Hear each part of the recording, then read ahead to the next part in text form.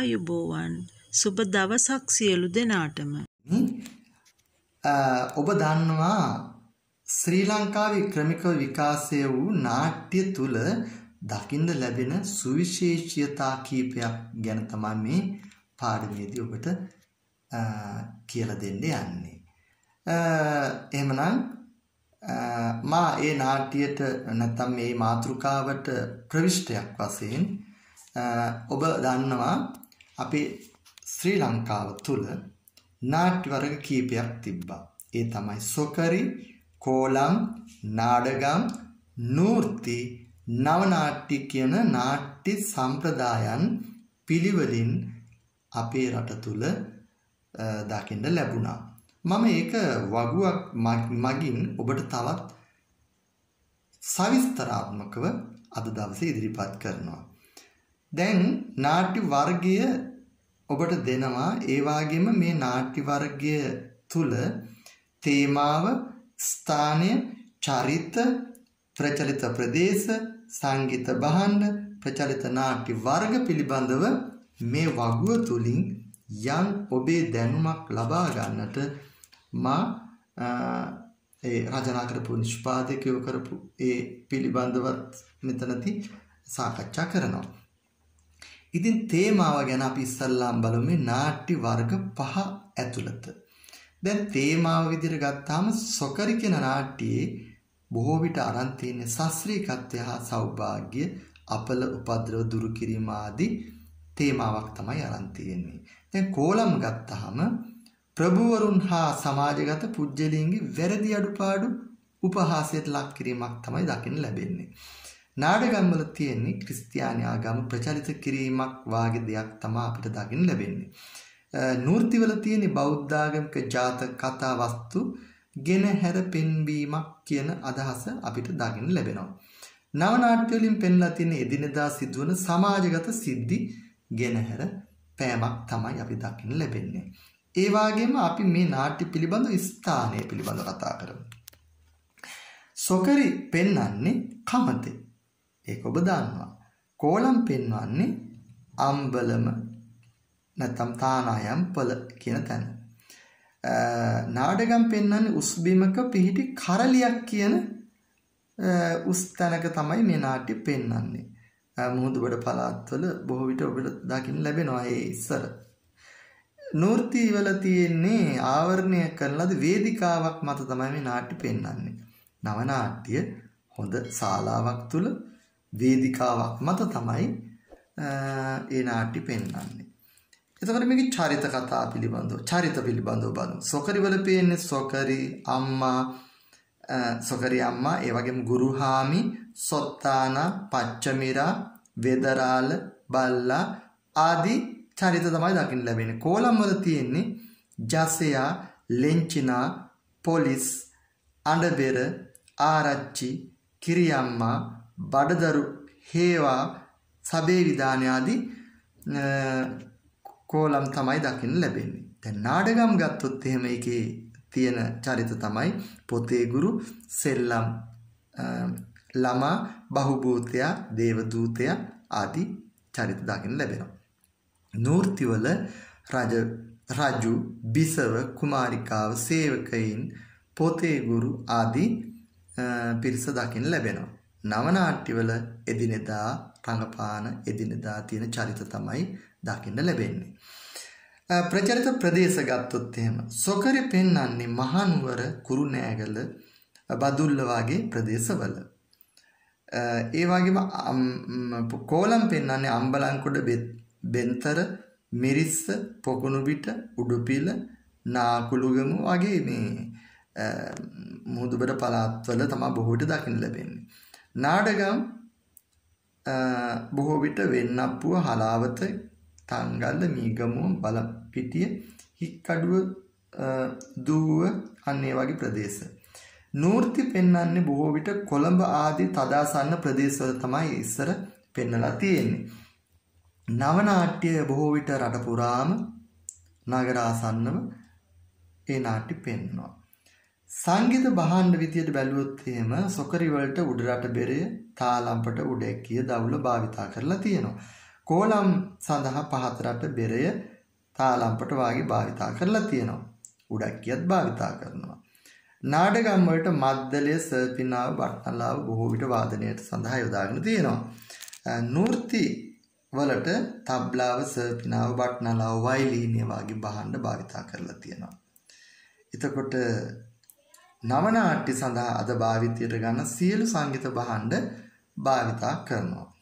දැන් ප්‍රචලිත නාට්‍ය වර්ග විදියට ගත්තොත් එම සොකරි නම් බොහෝ විට සොකරි කියන නාට්‍ය සම්ප්‍රදාය පමණයි තියෙන්නේ.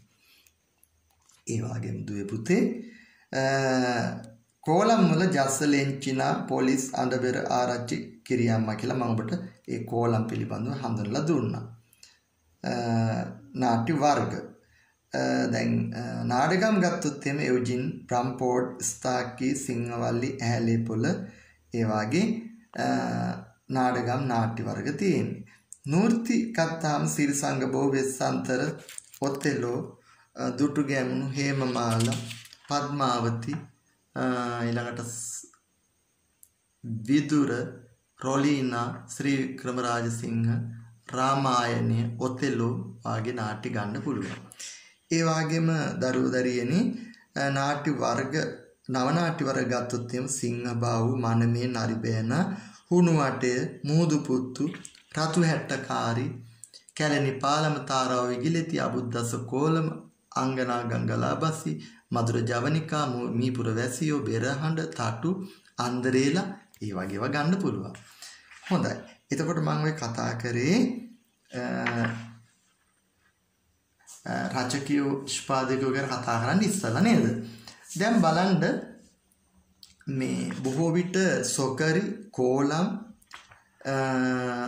වාගේ නාට්‍ය පිළිබඳව ගත්තොත් එහෙම එච්චරම ඒවා රචනා කරපු පුජ්‍යලයෝ පිළිබඳව එච්චරම කියවෙන්නේ. හැබැයි බොහෝ විට නාඩගම් වල ඉඳලා ඒ නාට්‍ය රචනා කරපු අය ගැන සවිස්තරාත්මක කතා කරන්න පුළුවන්. ඒ නිෂ්පාදකයෝ අතර ස්ටිවන්ස් කියන පුජ්‍යලයා අපිට ගන්න පුළුවන්. චාල්ස් ද අබ්රු කියන එකනා ගන්න පුළුවන්. ඥාන සෞන්දර් කියන ඒ නිෂ්පාදකයෝ ගන්න පුළුවන්. ඒ වගේම නූර්ති වලට ගත්ත හැකි බණ්ඩාර ජයවීර, සීදෝම් බස්තියන්, චාල්ස් ඩයස්, ජෝන් ද සිල්වා වගේ නීති මේ විශේෂ පුජ්‍යලින් අපිට ගන්න පුළුවන්. ඒ වගේම දරුදරියනි නාට්‍ය වර්ග වලින් නව නාට්‍ය වලට දයානන්ද ගුණවර්ධන, ලූෂන් බුලත් සිංහල්, ජයලත් මනෝරත්න, එදිරිවීර සරච්චන්ද්‍ර, හෙන්රි ජයසේන ආදී අය අපිට අමතක කරන්න බෑ.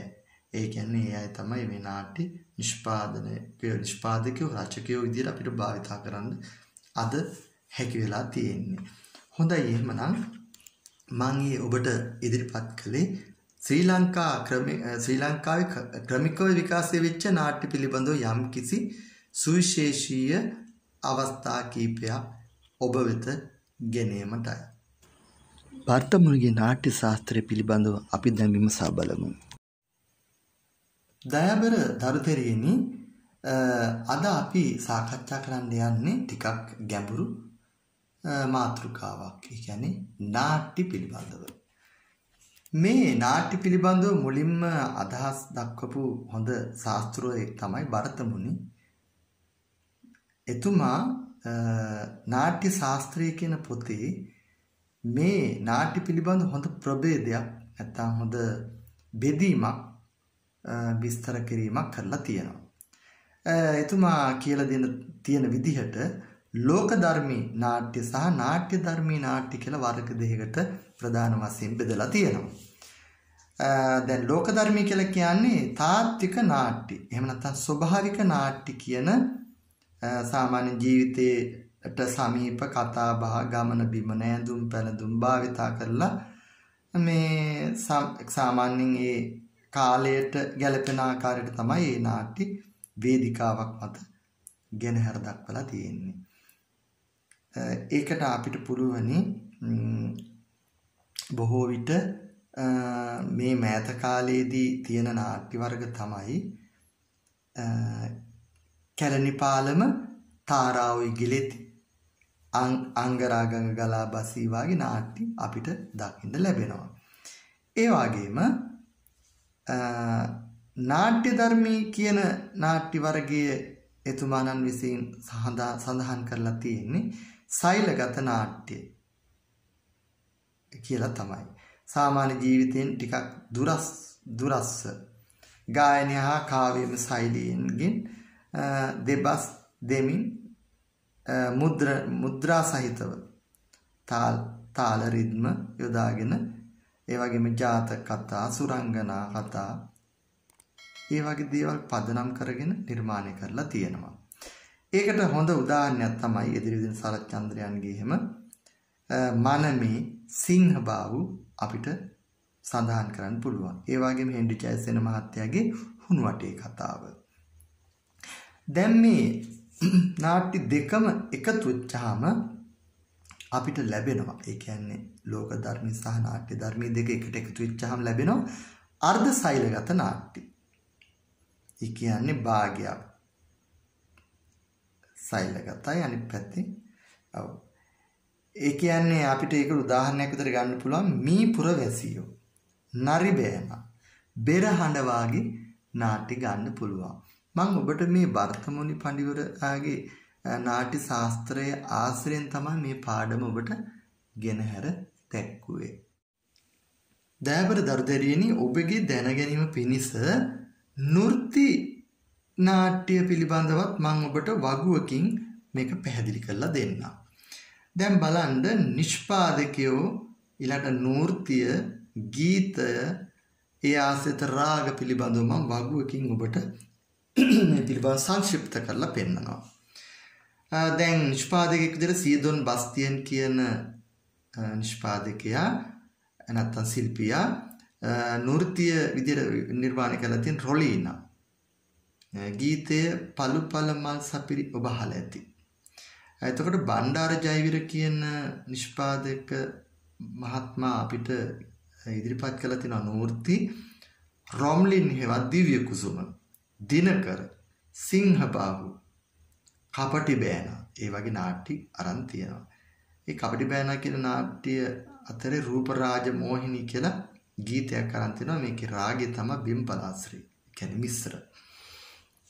ඒ වගේම නීතිඥ ජෝන්ද සිල්වා මහත්තයා නෘත්‍ය විදිහට ඉදිරිපත් කළා තිනවා ශ්‍රී වික්‍රම රාජසිංහ, සිරිසංගබෝ, රත්නාවලි, රාමායනි, දුටු ගැමුණු වාගේ නාට්‍ය යොදාගෙන නිෂ්පාදනය කරලා තියෙනවා. ඒ වගේම ගීත අතර ගුණසරු සිංහල භූපති බහිර විරාගය ආශ්‍රිතව ඒ වගේම දන්ව වංහුම් අප කන්නසාමි කියන ගීතේ දන්න ඔබදුන්ගේ මා ලදවත තාරපති කියන ධනාශ්‍රී රාගය ආශ්‍රිතව නේද? සවන්දී පෙරරාම කියන ගීතේ ඒ වගේම සුවඳ පද්ම ඔළුවාදී කියන ගීතේ මේ නීතිඥ ජෝන් සිල්වා මහත්තයා රචනා කරපු නාට්‍ය වලට අදාළ ගීතත් එක්ක තමයි තියෙන්නේ. නීතිඥ චාල්ස් ඩයස් මහත්තයා පණ්ඩුකාභය, ධර්මාශෝක, විදුර, බූරිදත්ත, හේමමාලා, පද්මාවති කියන නාට්‍ය නෘත්‍ය නාට්‍ය නිෂ්පාදනය කරලා තියෙනවා. පණ්ඩුකාභයට පුරසඳ සීමා ඒ වගේම දෑස නිසා කරති, ධම්වැසි වස්සන ඒ විදුර නාට්‍ය ආශ්‍රිතව හැදිච්ච ගීතයක්. බූරිදත්ත නාට්‍ය යටතේ යට යමුනා නදී යට යමුනා නදියා කියලා. හේමමාලායකට ලෝනා මුනිරාජගේ කියන ගීතේ එතකොට ජවුනුපුරි වගේ රාගයක් ආශ්‍රිතව නිර්මාණය කරලා තියෙන්නේ. ඒ වගේම පද්මාවති දැක්කොත් පද්මාවති ඒ වගේ ගීත. හොඳයි. ඒ වගුවෙන් ඔබට ඉදිරිපත් කළේ මම නෘත්‍ය නාට්‍ය නෘත්‍ය ගී ඒ ආශ්‍රිත රාග ගීත ආශ්‍රිතව ඒවා නිෂ්පාදනය කරපු නිෂ්පාදකයන් පිළිබඳව තමයි දැනුවත් කරලා තියෙන්නේ. Amazon Music Academy YouTube channel එක සමග ලබන සතියේ ඔබේ යාළුන්දේට ඔබ ගාවට මම සංගීත පාඩමක් කරන් පැමිණෙනවා.